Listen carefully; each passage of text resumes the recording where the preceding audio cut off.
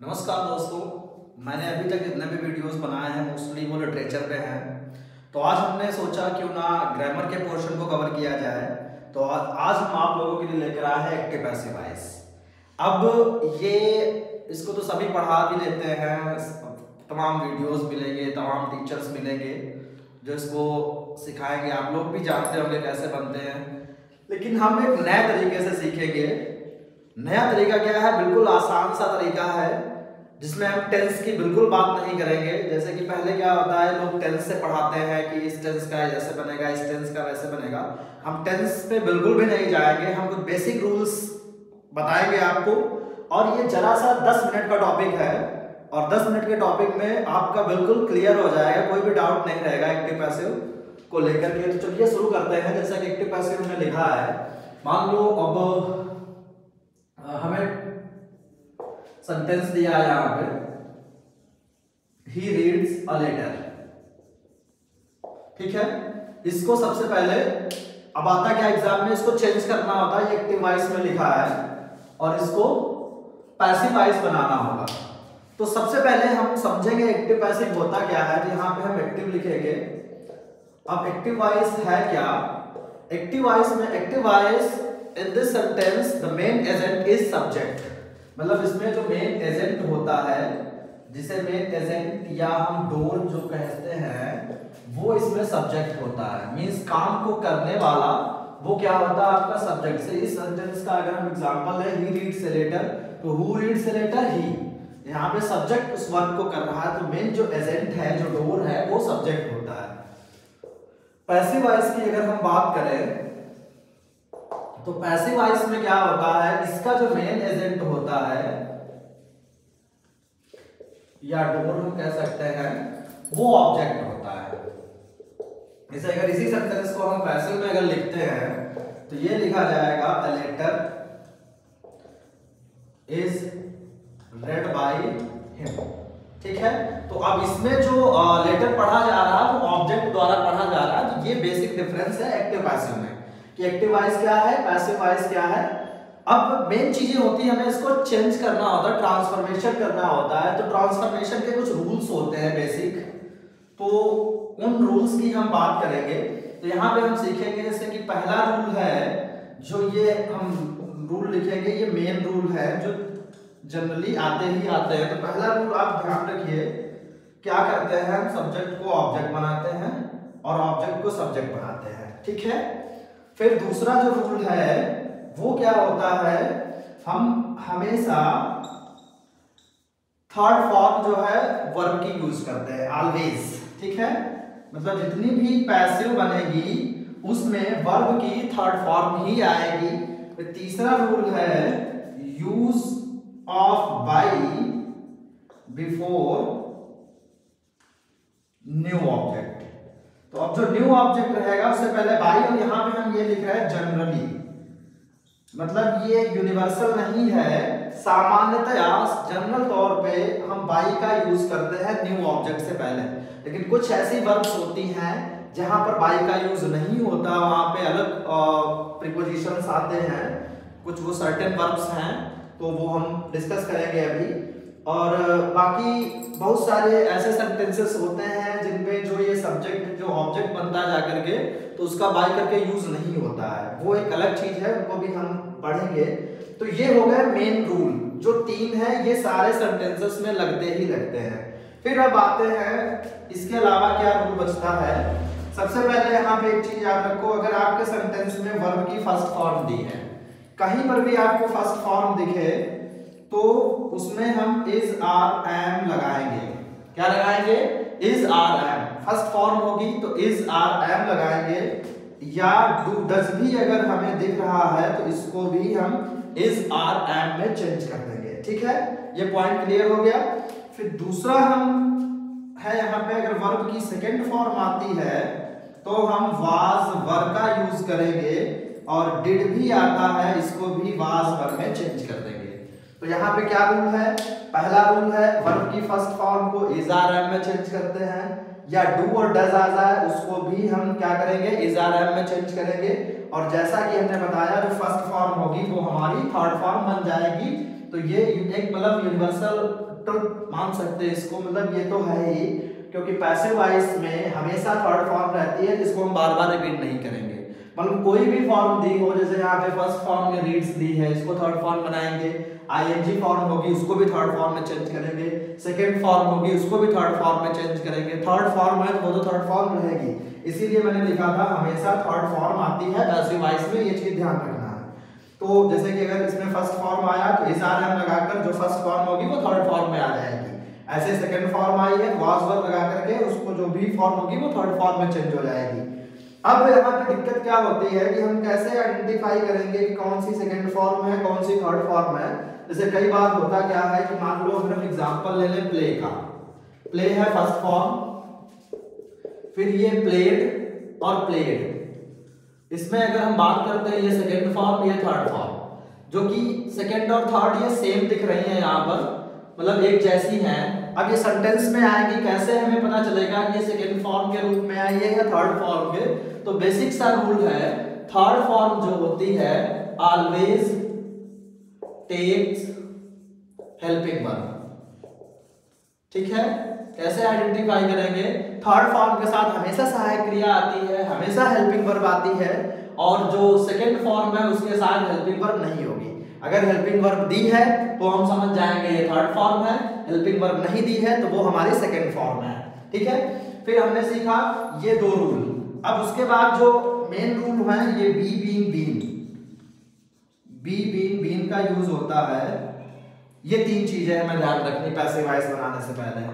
B का मतलब जैसे यहाँ पे हमने लिखा है मॉडल, अगर है कोई हमारी मॉडल्स, जैसे मॉडल्स पता ही होगी आप लोगों को, ये हम मॉडल्स लिख रहे हैं, जैसे कैन हो गया, कुड हो गया, आपका मे हो गया, शैल हो गया, विल हो गया, माइट हो गया, ठीक है, यूज टू हो गया, मतलब ऐसी बहुत सारी, मस्ट हो गया, ये बहुत सारी मॉडल्स होती है। तो जब मॉडल्स आ जाए जैसे शैल विल कैन कुड, तो मॉडल्स में हम क्या करते हैं, इस बी को प्लस कर देते हैं। क्या कर देते हैं?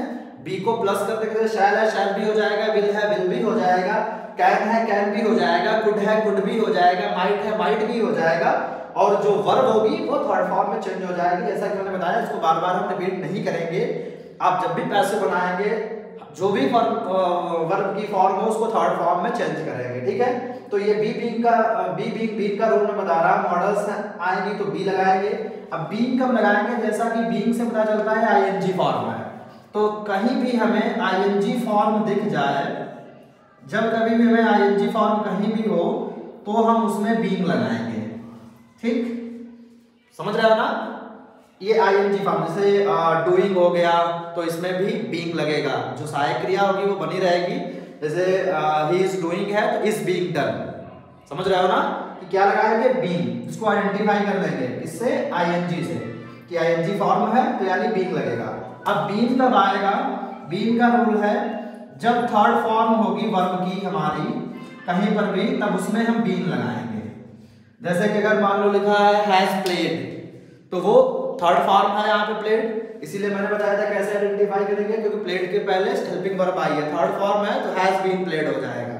मैंने यहाँ पे एक चीज लिखी, प्लस करके लिखा है, मतलब जो चीजें हैं, जो सहायक क्रियाएं आएंगी उसके आगे ये वर्ड कीवर्ड ये लगेंगे, प्लस होंगे, कुछ भी हटेगा नहीं। यहाँ पे हमने इसीलिए लिखा है डू डज आता है तो डू डज हट जाएगा, उसमें इज आर एम लगेगा, डिड हट जाएगा तो वाज वर लगेगा, ठीक है। तो बस बेसिक ये 5 रूल हैं, ये 3 तो सबको पता, बच्चों को भी पता होता है, सब्जेक्ट को ऑब्जेक्ट बनाना, थर्ड फॉर्म का यूज करना, बाई का यूज करना, जनरली मेन ये है कि ये आराम से याद हो जाएगा, इसमें कोई ऐसी हमें नहीं लगता कि कोई कठिनाई कोई डिफिकल्टी है।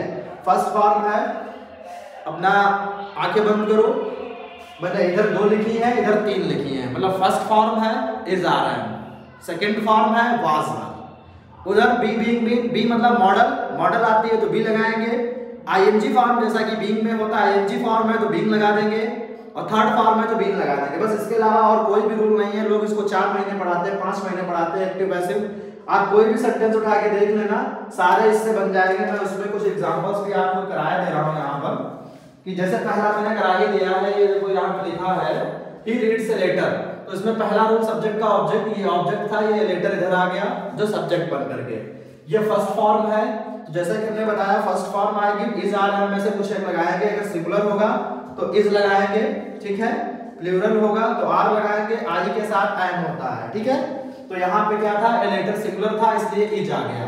बाकी ये रीड्स फर्स्ट फॉर्म थी, यहाँ पे ये थर्ड फॉर्म हो गई।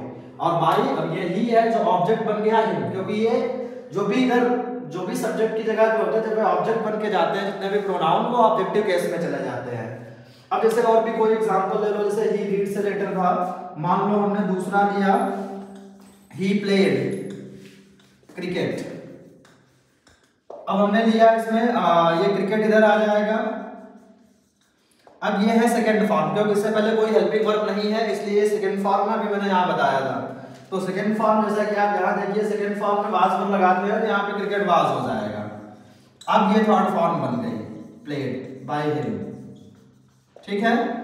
ऐसे तीसरा सेंटेंस मैंने मान लो ले लिया he does not play cricket, ठीक है, हमने ले लिया he does not play cricket, cricket इधर आ जाएगा।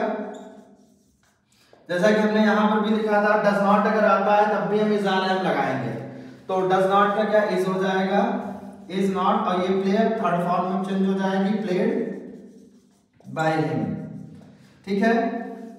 ऐसे ही हमने एग्जांपल ले लिया he did not play cricket, he did not play cricket, cricket इधर आया। जैसा कि हमने सीखा था सब्जेक्ट को ऑब्जेक्ट बनाएंगे तो ऑब्जेक्ट हमने इधर ले आए। फिर डिड नॉट, जैसा कि हमने बताया डिड को किस में चेंज करते हैं, वाज वर्ब में, तो ये भी वाज हो जाएगा, क्रिकेट वाज नॉट। अब ये प्लेड थर्ड फॉर्म हो गई यहाँ पे बाय हिम। मतलब ये दोनों एक्सपेरिमेंट हमने कर लिए, ये जो रूल लिखाए थे इनके एग्जांपल्स कर लिए, ठीक है। अब इसके बाद हम बात करते हैं आपका इन बी बीइंग बीइंग की, इनको भी आपको दिखाया जा रहा है, ये मैं मिटा दे रहा हूँ। यहाँ पे कुछ एग्जांपल्स आपको लिख देंगे हम। जैसे कि मान लो पांचवा सेंटेंस है ही इज प्लेइंग क्रिकेट, ये अभी मैं असर्टिव सेंटेंस करा रहा हूं, तो क्रिकेट इधर आ जाएगा।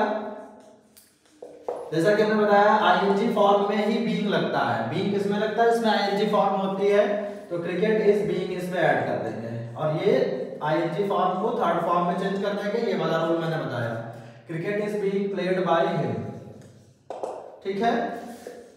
सिक्स सेंटेंस मान लो हमने लिख दिया ही वाज प्लेइंग क्रिकेट,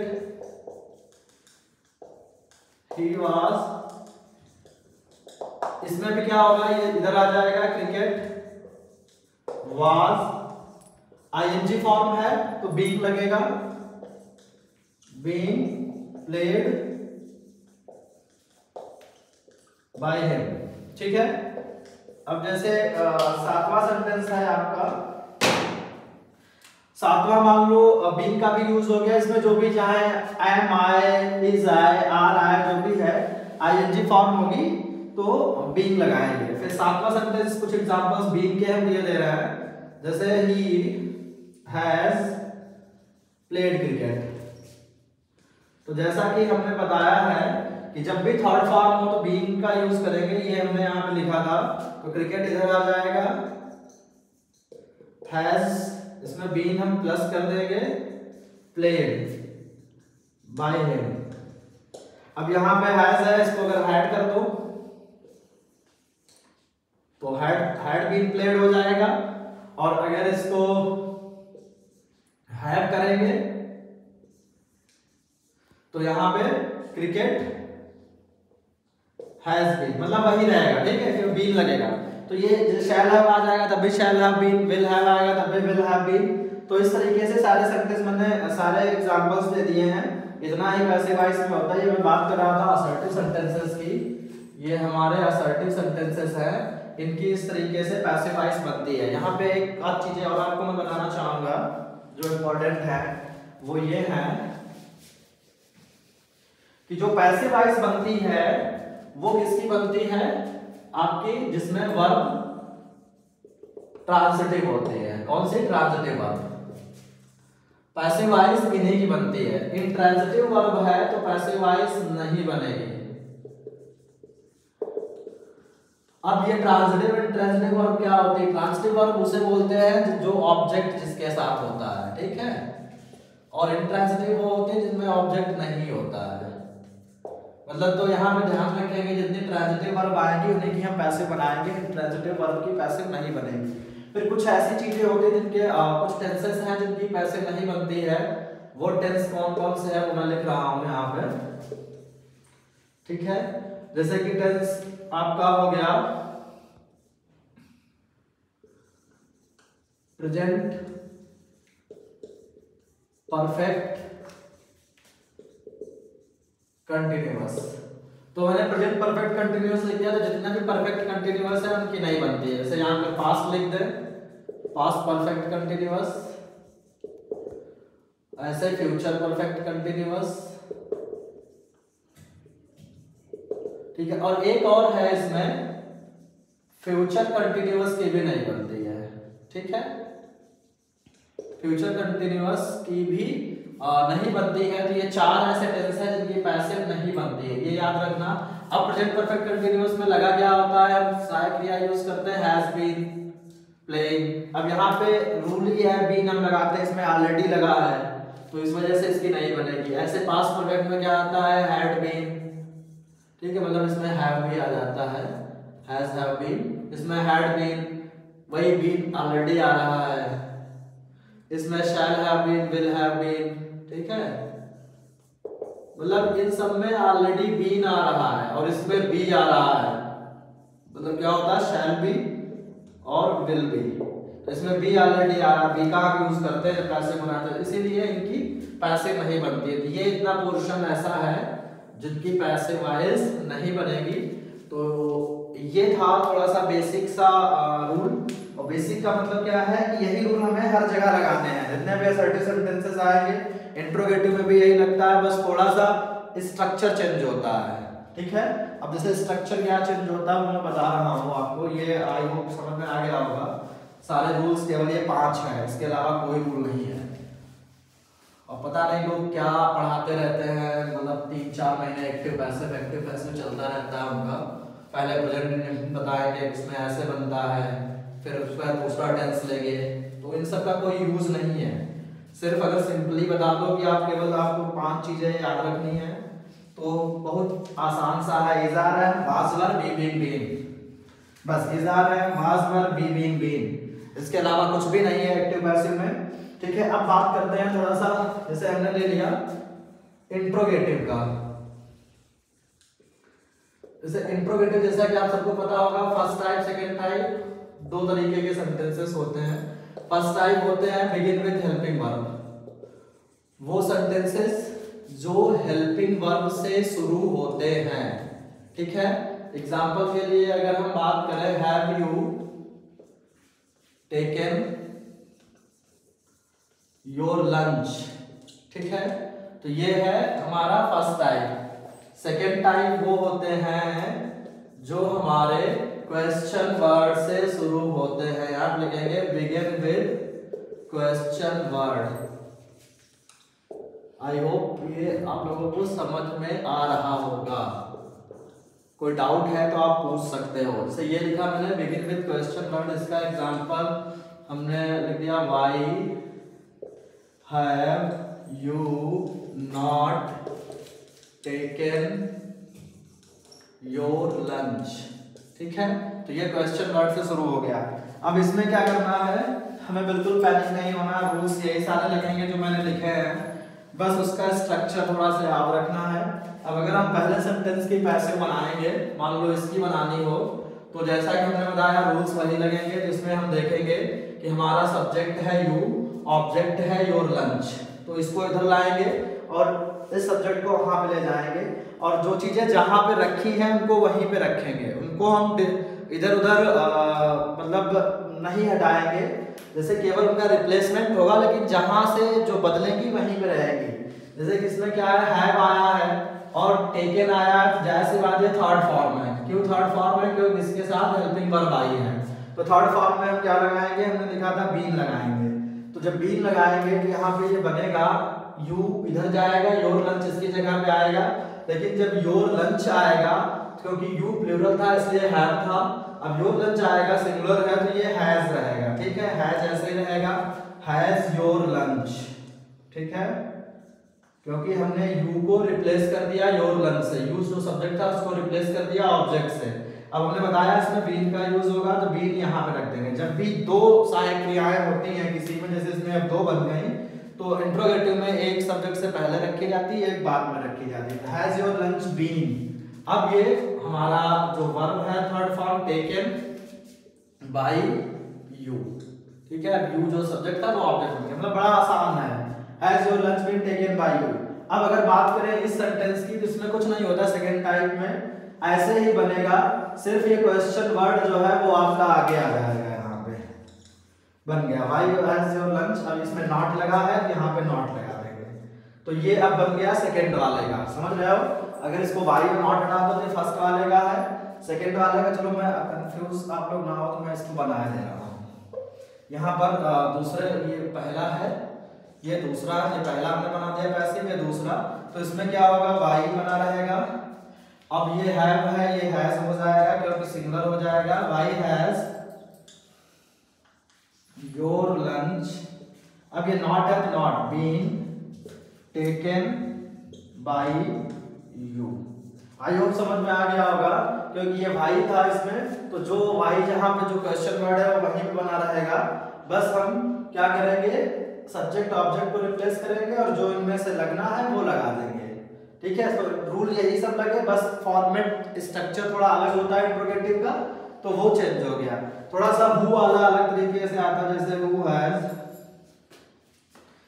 मान लो लिखे हु टीचर्स यू इंग्लिश।